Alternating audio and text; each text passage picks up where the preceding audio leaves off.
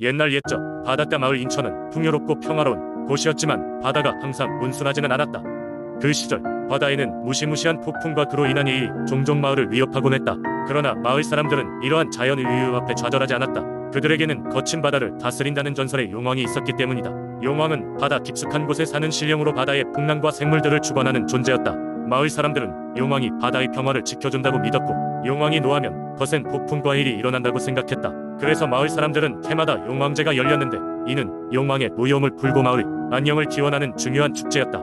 매년 봄이 되면 마을 사람들은 마을에서 가장 깨끗한 해변가에 모여 대대적인 용왕제를 준비했다. 축제가 열리기 전 며칠간은 온 마을이 분주하게 움직였다. 마을의 어부들은 가장 풍요로운 잡음으로 명성이 높은 생선을 잡아오고 농부들은 신선한 작물을 수확하여 제물로 바칠 준비를 했다. 마을의 여성들은 화려한 옷을 입고 무용과 노래로 축제의 분위기를 한껏 끌어올렸다.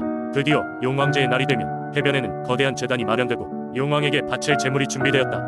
마을의 제사장은 엄숙하게 해변에 서서 기도를 시작했다. 거대한 바다의 지배자 용왕님이시여, 저희의 정성을 받아들이시고 앞으로도 저희 마을에 평화를 주소서. 제사장의 기도가 시작되면 마을 사람들은 두 손을 모으고 모두가 함께 조용히 기도를 올렸다. 이어지는 시간에는 화려한 무용과 음악 공연이 펼쳐졌다.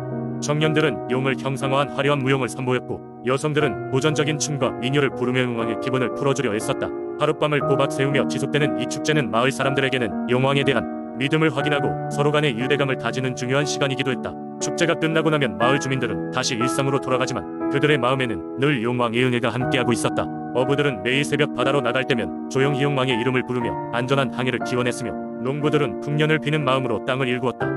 이렇게 인천의 마을 사람들과 용왕의 이야기는 대대로 이어지며 사람들의 마음속에 깊이 새겨졌다. 용왕제는 단순한 축제를 넘어서 자연과 사람의 조화로운 삶을 꿈꾸는 마을 사람들의 영혼이 담긴 소중한 문화유산으로 남게 되었다. 두 번째 이야기. 옛날 옛적 서울의 한 작은 마을에서는 바위 할멈이라는 이름으로 불리는 한 나이 많은 할머니가 살고 있었습니다. 그녀는 우세한 몸에도 불구하고 매우 활기차게 살아가던 사람이었으며 마을 사람들은 그녀를 깊이 존경하고 따랐습니다. 그녀의 본명은 아무도 알지 못했지만 늘 산속 커다랗고 거대한 바위 근처에서 생활한다고 해서 바위 할멈이라 불렸습니다. 바위 할멈은 마을 사람들에게 신비로운 민속신앙의 이야기들을 많이 들려주었습니다. 그중 가장 유명한 것은 바로 용왕의 연못 이야기였습니다. 이야기의 시작은 이러합니다.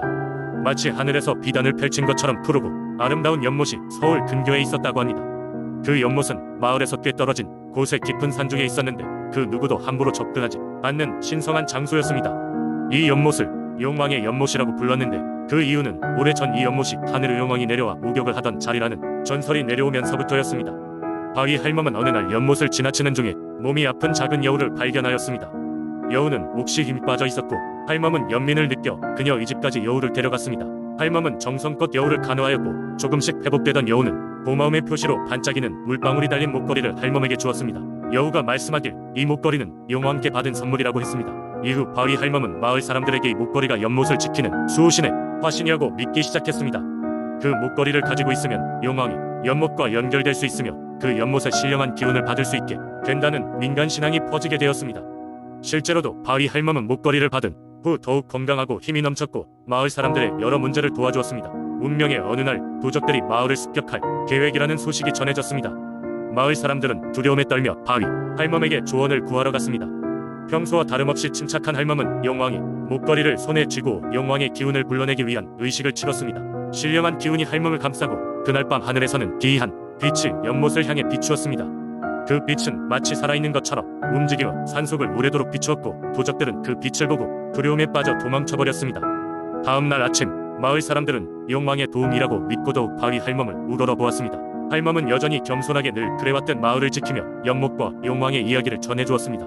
바위 할멈의 이야기가 오랜 시간이 지나며 점차 잊혀가면서도 그 신비로운 전설과 민속신앙은 서울 근교 사람들의 마음속에 오롯이 남아 용왕이 연못을 여전히 특별한 장소로 남겨두었습니다.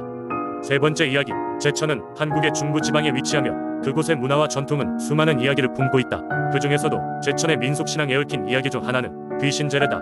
옛날 제천의 산골 마을에는 매년 음력 7월 15일이 되면 온 마을 사람들이 함께 모여 제사를 지내는 특별한 풍습이 있었다.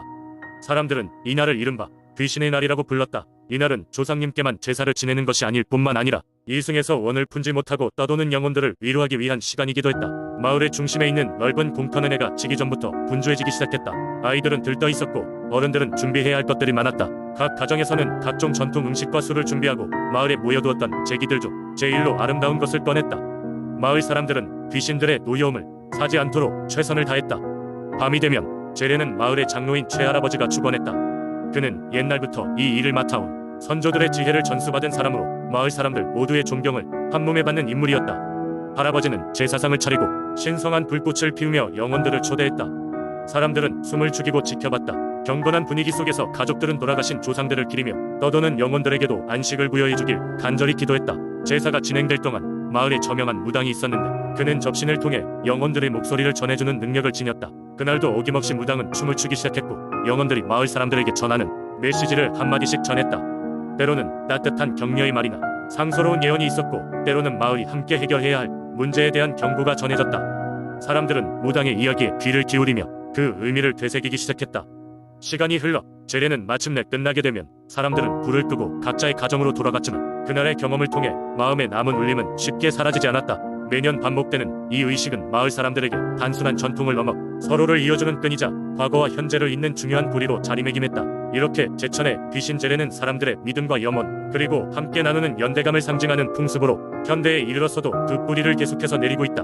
영혼을 위로하고 예로부터 내려오는 지혜를 받들며 살아가는 사람들의 이야기는 오늘날까지도 많은 이들에게 감동을 주고 있다. 네 번째 이야기, 옛날 옛적 제천에는 백두산의 신령한 사자가 밤마다 나타난다는 소문이 돌고 있었다.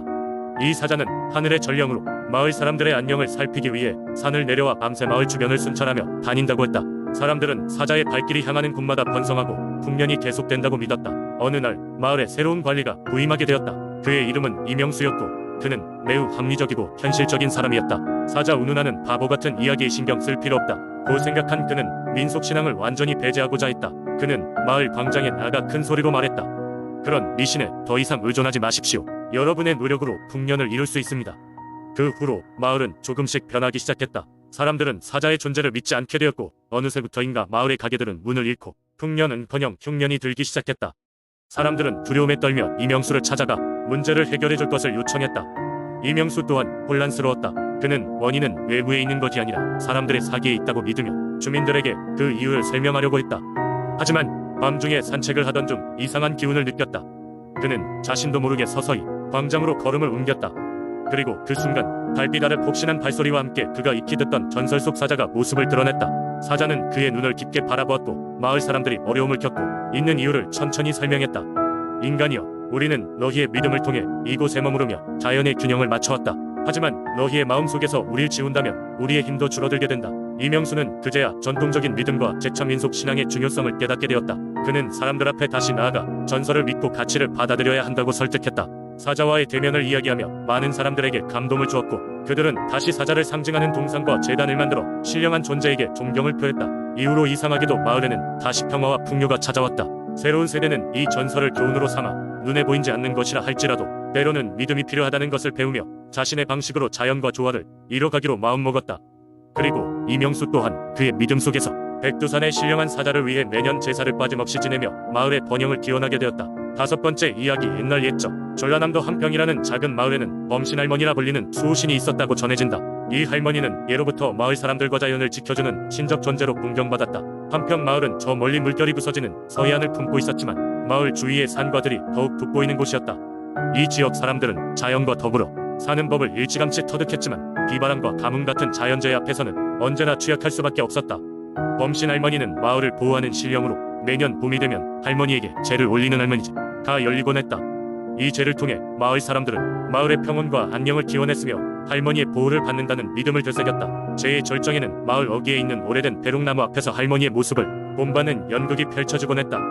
마을의 장로들은 범신 할머니의 전설을 통해 사람들이 자연과 함께 살아가는 지혜를 깨닫게 됐다고 전해진다. 전설에 따르면 옛날 어느 날 마을에 끔찍한 가뭄이 들었는데 이로 인해 마을 사람들이 심각한 어려움을 겪고 있었다. 마실 물이 없고 농작물이 말라가는 상황에서 사람들은 절망에 빠졌다. 그때 마을 어르신 중 한 명이 범신 할머니께 예언하자는 제안을 하였고 마을 사람들은 모두 모여 할머니 앞에 정성스럽게 제를 올렸다. 그러던 어느 날 밤 한 젊은 소녀가 꿈에 이상한 모습을 보았다. 하얀 옷을 입은 할머니가 나타나 마을 어귀 쪽에 오래된 우물로 가거라. 그곳에 너희를 위한 물이 있을 것이다 라고 소년에게 말했다. 다음 날 소녀는 그 꿈을 마을 사람들에게 이야기했고 모두가 믿기 힘들었지만 가뭄의 심각함 때문에 고삐 풀린 마음으로 우물을 향했다. 마을 사람들의 마음속에 의구심이 엄습하던 찰나 그 우물은 마법처럼 가득 차오르기 시작했다. 맑고 시원한 물이 넘쳐 흘렀고 사람들은 각자의 그릇에 물을 받기 시작했다. 이 사건 이후로 마을 사람들은 범신 할머니가 자신의 기도를 들었다며 더욱 경건하게 할머니를 섬기게 되었다. 범신 할머니의 전설은 오늘날까지도 한평 사람들 사이에 전해지며 마을의 평안과 안전을 기원하는 신앙의 중심이 되고 있다.